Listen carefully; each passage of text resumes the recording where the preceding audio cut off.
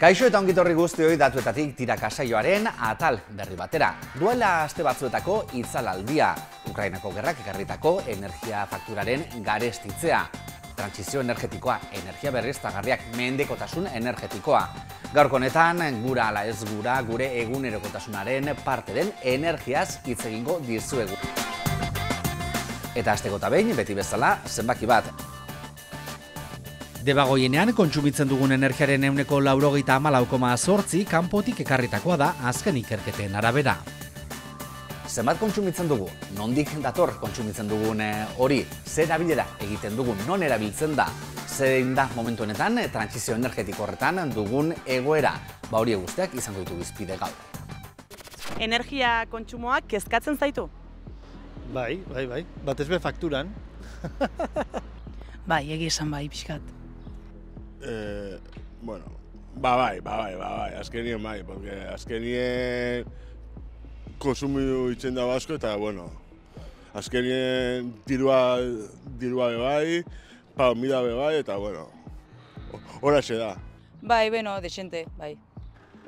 Sí, claro. Bai, noski. Ez, porque daude sobra dauz, solarrak, petroleua, zer gixago, autonomia ozerari horrek, zentral nuklearrak, inauk eskaketan horrek.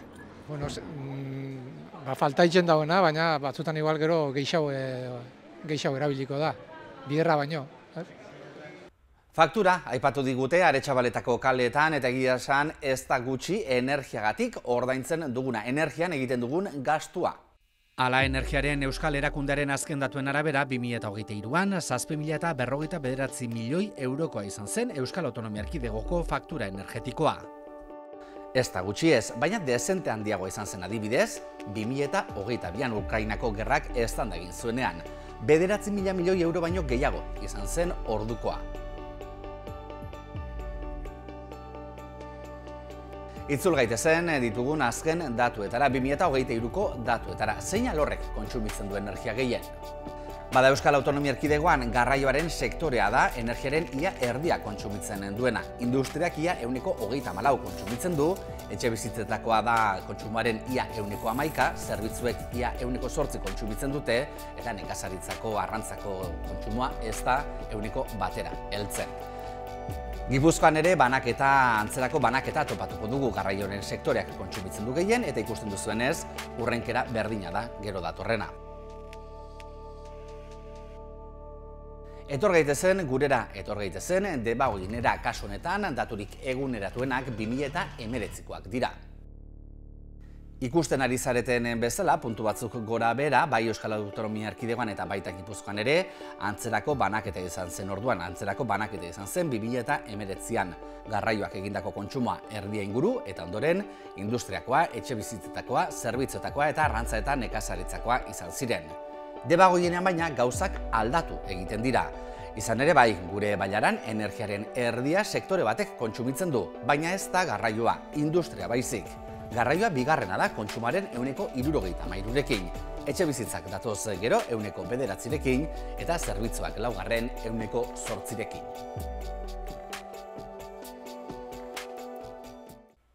Zergatik horrelako aldea Euskal Autonomia Erkidegoaren eta Gipuzkoaren eta Debagoienaren artean, horixe izango da gure gaurko adituari bidelagun izango dugun, D2030ko energia eremuko arduradun Aritz Amestegiri egingo diogun lehenengo galdera.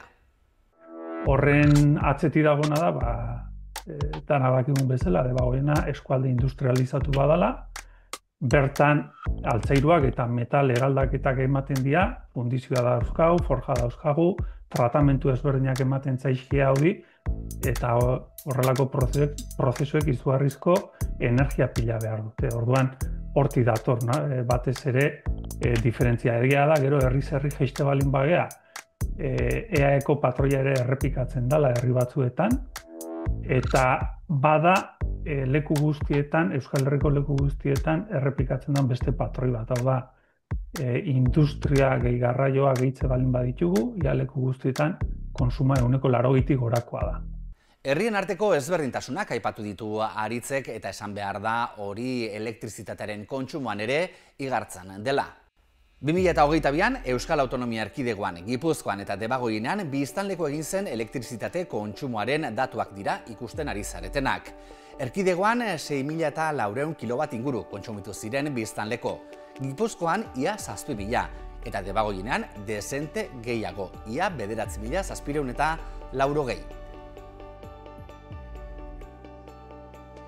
Debagoieneko herrien arteko datuetan baina alde handiak topatuko ditugu.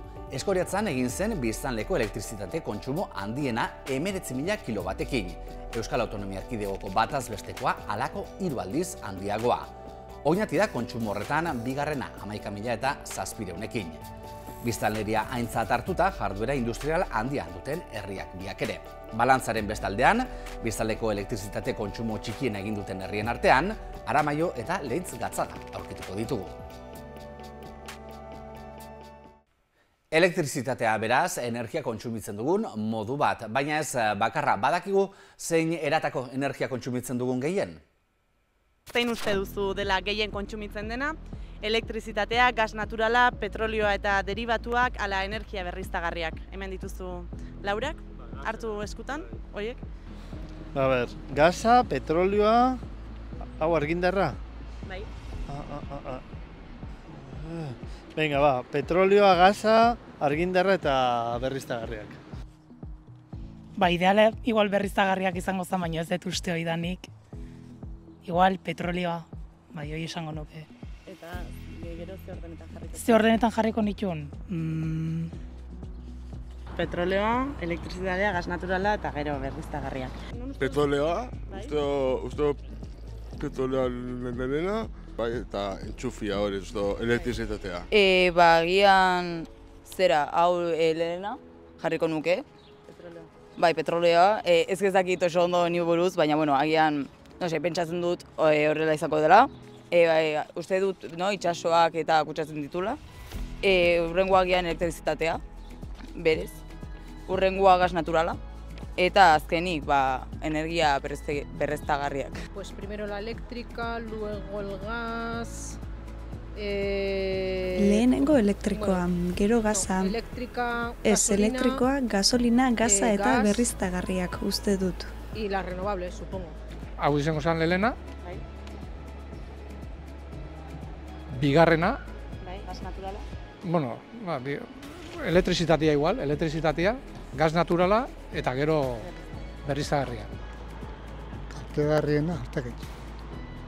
Nitako da dira antzerako samarrak. Kasu hontan, petroleoa, elektrizitatea, gas naturala eta azkenik energia berriztagarriak. Orduan, harritu zaitu erantzunak eta zein iritzi duzu honen inguruan? Bueno, harritu, ez dakit. Nekien oso ondo, hau pentsado kotxiengatik, hau sukaldia eta kalefazinua, eta bueno, holako indo nire zera. Hombre, zenbat eta berriztagarria gehiago joan, hobeto izango da, apur bat, ja asko hobetu ezingo da mundua, baina, bueno, bentzet, ez mantendu da isela, ero... Bueno, pues que igual no somos tan conscientes de lo que verdaderamente se gasta, ni la... Akaso ez garela hain kontziente autoa hainbesterabiltzeak benetan dakartzan gastuen eta ondorioen inguruan. Argi dator hortik datorrela. Bueno, gutxi gora bera horrela pentsatzen nula, baina, bueno, uste dut, ez daukagula agian hainbeste kontzientzia honi buruz, ez dakit. Azkenen espero nun, bada zerbait arduratzen nauena eta gizarte bezala igual badakigu zerbaitin behar deula eta bazkenen igual hoi badaukeu burunatzen, baina ez da asko egiten deuna ez, orduan bakegun informazioa da. Eroan ditzagun, erantzun horiek datuetara. Kontsumitzen dugun energiaren ia erdia, 48% inguru, petrolio eta derivatuak dira. Elektrizitatea dator gero, 25%ekin eta hirugarrena gas naturala da, 18,5%ekin. Kontsumitzen dugun energiaren 7,4% da energia berriztagarria. Gutxi, ez da. Ekologikoena dela esaten dago, hori zenbieko zen geixena. Oso gutxi, super gutxi iruditzen zait. Uste hemen dezente gehiago kontsumitzen zela, erdia baino gehiago. Bueno, asko ez da izango, baina geru eta gehiago jungo da, uste dut, Oso gutxi, oso gutxi. Oso portzentai baxoa iruditzen zait, lehen esan bezala, banekin ez dela izango portzentai altuna, berriztagarrina, baino uste nun gehiago zala. Nahiko gutxi, bai. Oraindik askoz gehiago falta da, azken finean, ez dakit. Onuragarriagoak direlako gure mundurentzako, ez dakit. Uste duzu indartu egin behar dela energia berriztagarrien erabilera? Noski baietz. Planeta gure zein du hori zengo zen honena. Baina, bueno, modu koherente baten, ondo pentsatzuz, nola eta gauza guzti horiek. Bai, noski. Aldan neurri xean bentzet, gutxi hau gutxatuko dau eta, hobetzen dan zerbait. Bai, asko. Azkenen, hemen bizia eta zaindu behar dugu bizian planeta ez gure etxea da. Eta pixkat inporta balin baigu, azkenen zerbait inbarko genuke hori aldatzeko denok. Bai, eta desente, bai. Portzentaia hori igo beharko litzatekela uste dut, bai. Energia berriztagarriak sortzeko etxetik gertu, eguzki plaken edo haize erroten parkeak sortzearen aldekoa, ala ez? Etxetik gertu jartzianak? Claro, debate politxa, ez da? Ez dakit nola posiziona ondia, ez dakote horren inguruan iritzia ondirik ondia. Bueno, ez dakit, igual biztarako eta gero ez da geratzen oso ondo, baina gero hobetzerako izango da, uste dut. No me parece mal. Ez zait gaizki iruditu, beharrezkoa da. Zenbakiak onak izan da ere aurrera pauso bat irudituko litzaidake. Claro, hor beste tema bat sartzen da azkenen espaziok baita puskatu behar die, gauzak jartzeko, baino ez dakit, igual balantza bat inbarko zen ze onura dakarzkin horrek, eta igual eremu batzuk bilau, nun ez da nahi beste suntxitu behar horiek jartzeko. Energia berriztagarri hori baina, nondik dator? Euskal Autonomia Erkidegoan biomasa da erabilena 57,7 ingururekin. Bioerregaietatik 27,5 lortzen da. Eguzkitik, airetik edo lurretik 6,3. Eolikotik dator 4,6 eta jatorri hidroelektrikoa du 4,1. Urteen bilakaerari erreparatuta ikusiko dugu gero eta gehiago kontsumitzen dugula energia berriztagarria, baina esandako moduan azken datuen arabera kontsumaren 7,4 dira gaurkoz. Aritz Amestegik irakurketa hau egin digu. Energia berriztagarriak pixkanaka beraien portzentaia igotzen dihoazti. Bai? Eskualdera balin badatoz 2019-tik 2021 batera instalatutako fotovoltaikoa 165 da. Ze gertatzen da? Abia puntua oso txikia zela. Bai, eta gaina 2021 batean oraindikan diru laguntzak ez ziren sartu Next Generationeko diru laguntzak, beraz ikusten nahi gea 22tik aurrera, batez ere 23, 25 inguruan 22an diru laguntza jaso zituzten instalazioak martxan hasiko diala eta instalatutako potentzia biderkatu egingo dala. Bai, baina esati zuten bezala abia puntua oso txikia zen. Orduan, oraindikan eragina ez da nabarmena. Energia berriztagarrien kontsumo hori handitzea eragile ezberdinen esku dago. Eta noski, ekoizleen esku eta kontsumitzaileen esku ere bada, denen ardura da. Bai, azkenean kontutan izan behar dugu bakoitzak bere esparruan edo bere eremuan eman beharreko urratsak eman beharko ditugula. Bai, eta herritar bezala tokatuko zaigu seguruna gure faktura edo gure kontsumoan eragitea eta udalei edo Eusko Jaurlaritza edo beste entitate batzuri beste mota bateko neurrik hartzea eta bideratzea. Argi izan behar duguna da, transizio energetikoa gizartearen 10%rekin bakarrik ezin dugula egin. Denek parte hartu beharko dugu eta denek eman beharko ditugu urratsak. Kontsumitzaileek merkatuan eragiteko aukera dute. Bai. Ezin dugu erabaki gure etxeko intxufera iritsiko dan argindarra ze teknologiarekin sortu dan, Ze hori estatu mailako mixaren araberako izango da. Orduan horrek esan nahi du, niri etxe iristen zaiten argindarra, zati bat nuklearretik sortutako izango dela, beste bat berriztagarrien bitartez. Orduan, hor ikusita gero eta mix horretan berriztagarrien pisua gero eta handiagoa dela, bide honetik goazela esan daiteke. Orduan, naiz eta zuzenean eragiteko aukerik ez izan, badaukago eragiteko aukera, adibidez berriztagarri bermea duten argindarra kontratatuta. Garapen iraunkorrera begira, eredu energetikoa aldatu beharraz, trantsizio energetikoa egin beharraz, hitz egin eta entzun dugu asko azken urteetan. Eta hor, energia berriztagarrien pisua handitzea da gakoetako bat, baina Aritz Amestegik esango digun bezala, ez bakarra. Trantsizio energetikora bidean bi bide daude. Batetik energia kontsuma murriztea, eta bestetik ezinbestean kontsumitu behar dugun energia hori berriztagarria bihurtzea. Bien atzetik dagona da, ohitura aldaketa. Orain arte erabatea bizi izan geha eta ohitu geha gauzak erabatera egiten, seguruna gure gurasoek beste erabatera egingo zituzten, evoluzioak edo gure gizartearen garapenak onera eman gatu. Orduan hori dana, pixkanaka aldatzera dihoa, baina aipatutako bi bide horiek, kontsumo murrizketa eta berriztagarria kontsumitzea behar dana, izango dira eman beharreko urratsak. Eta gaina ez da bat edo beste biak beharko ditugu. Badira dagoeneko horretarako energia berriztagarriak kontsumitzeko energia berriztagarriak sortzen dituzten herritarrak. Eta horietako adibide bat ekarriko digu segidan Eskoriatzatik, Aitor Agirianok.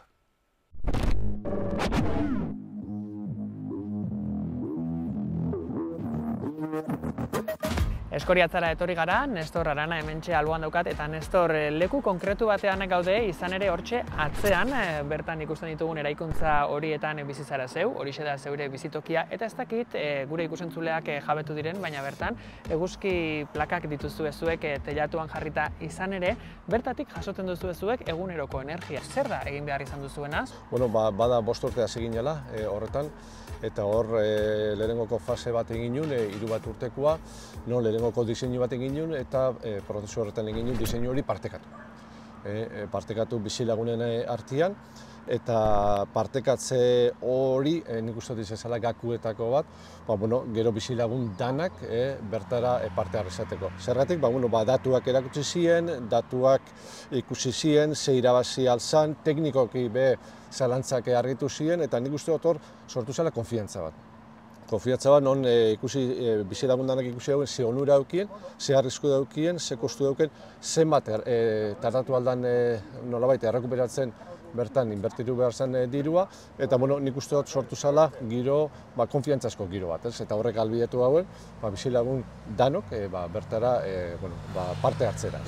Eguzki plakak jarri dituzue bertan, ez dakit eguzki plakak jartzeaz gain, zuen bizitoki horretan eraikinean edo etxe bizitza barruan aldaketarik egin berri izan duzuen, energia horrela jasotzeko, lehengo instalazioak balio duten, ez duten balio? Ez, inungo aldaketa egiten behar da. Bakarrik egin behar da aldaketa administratibo bat, bakoitzaren hornitzailearekin, eta horrekin nahikoa litzateke. Orduan, berez, gaur egun posible litzateke, bertatik 2 kilometro inguruan dauen edozein herritar sistema hontara gehitzeko. Zuek plaka jarri dituzu hortxe zuen teilatuan, Nestor. Ez dakit edozein lekutan jarri daitezken eguzki plaka horiek, edozein eraikuntza edo edozein etxe bizitzatan jarri daitezken, ezaugarri konkretu batzuk egon behar diren, bete behar batzuk dauden horiek jartzeko, hau da, bizitokian zaudetenean ez, eraikin horretan bizi diren X familiak ados egon behar duten jarri alizateko, ez? Hor badauz bete behar legal batzuk, edo lege bete behar batzuk, eta horrek errespetatu behar diaz. Hau da, teilatu baten jarri alizateko, baimena behar duzu, bizilagunen baimena behar duzu, eta hor bosketa bat egin behar da, eta boska kopuru minimo bat behar da. Eren batekin adibidez, posible litzateke norbanakoak jartzea. Eta Ondoren nahi badugu parte kolektiboak zehartzea, eskilerako argindarra adibidez, hor bosketa gehiago behar da. Boska gehiago behar diaz, hiru bosten.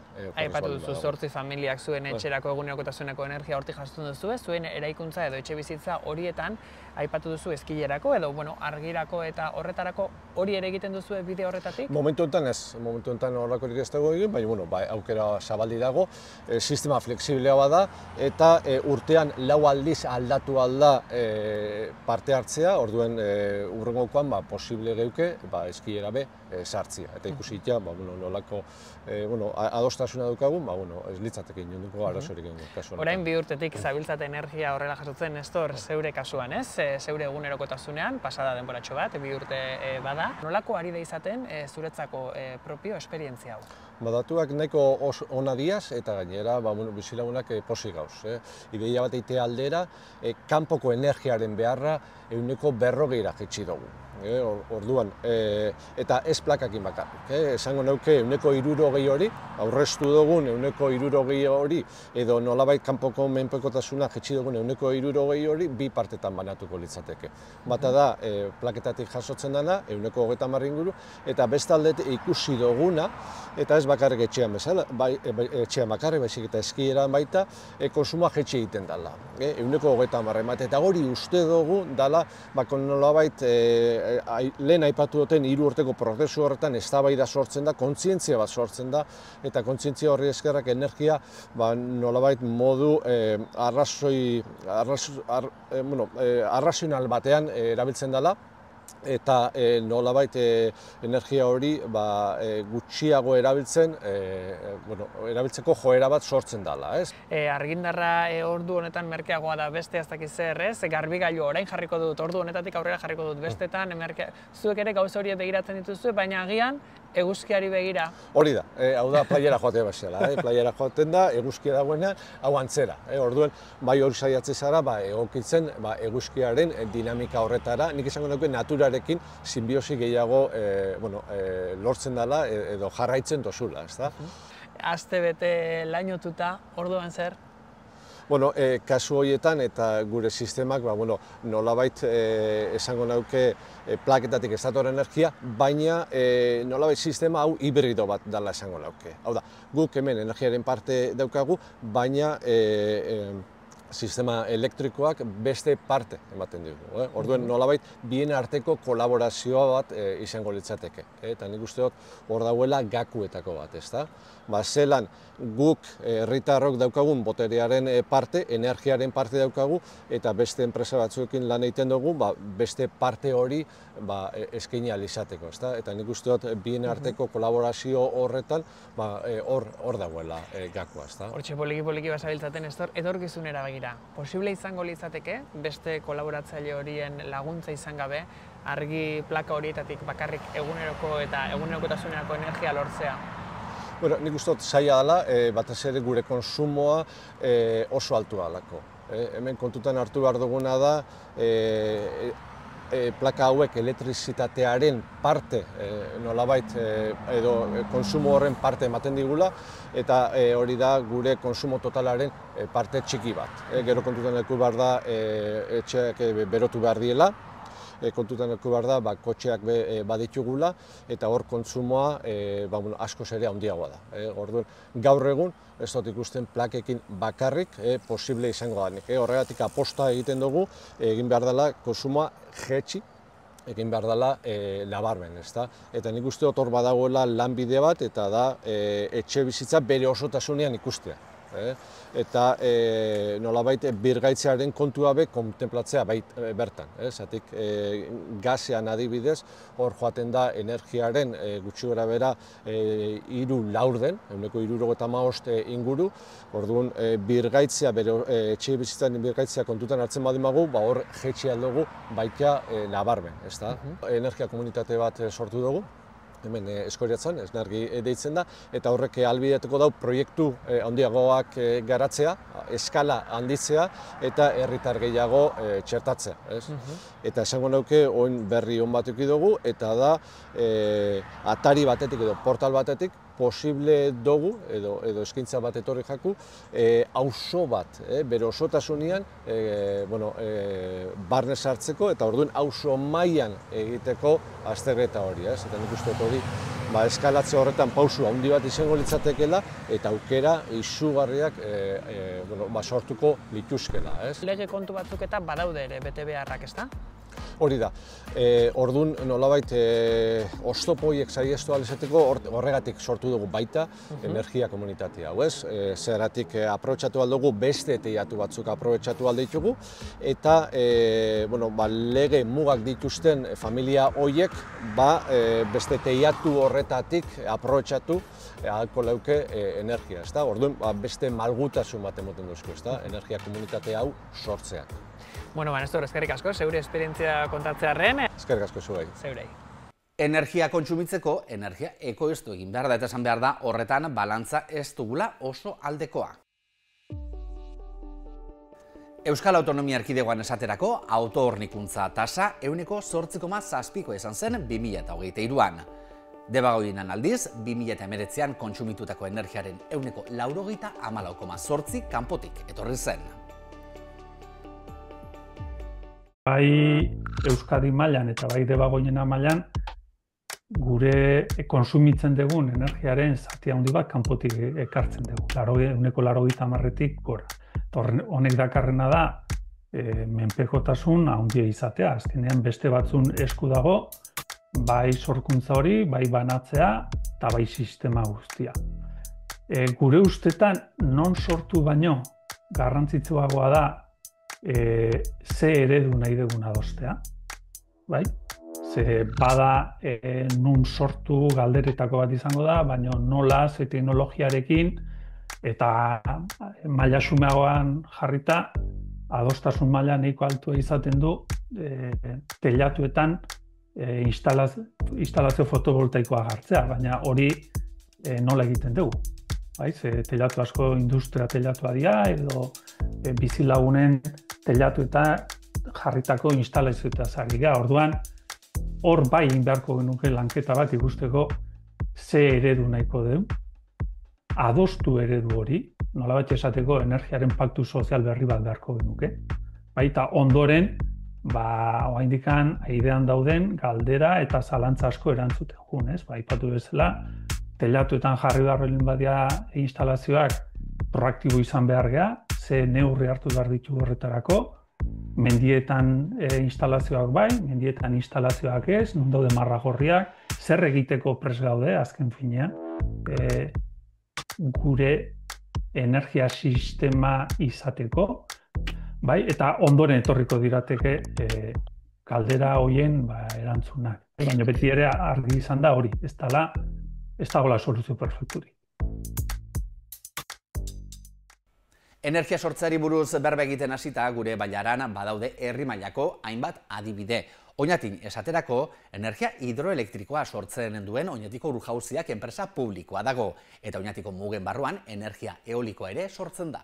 Oñatiko udalan jabetzan, Oñatiko Urjauzian sortzen duen energi berriztagarri kopurua, eurixan arabera desberdin indetxeko urteatetik bestera, baina zifra bat esateatik 13 gigabatio ordu izan daiteke urtero. 13-15 gigabatio ordu.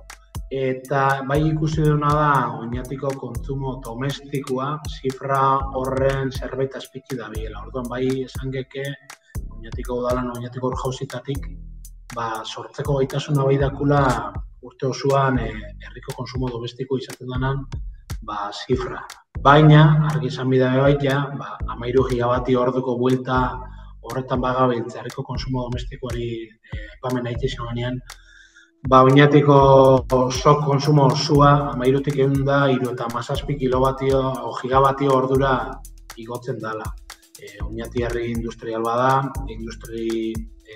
nolabait elektrointentsibo bat esan geke, eta hor kontsumoak handixak dira. Eta magnitude orden horretan ibili behar du.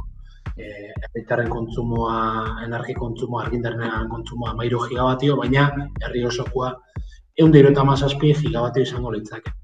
Baina, horbe, esan biharra dako, izatez, elgean be badauzela eoliko batzuk oinatiko lurrari atxikita, eta hor sortuko lirake beste 75 gigabatio ordu urtean.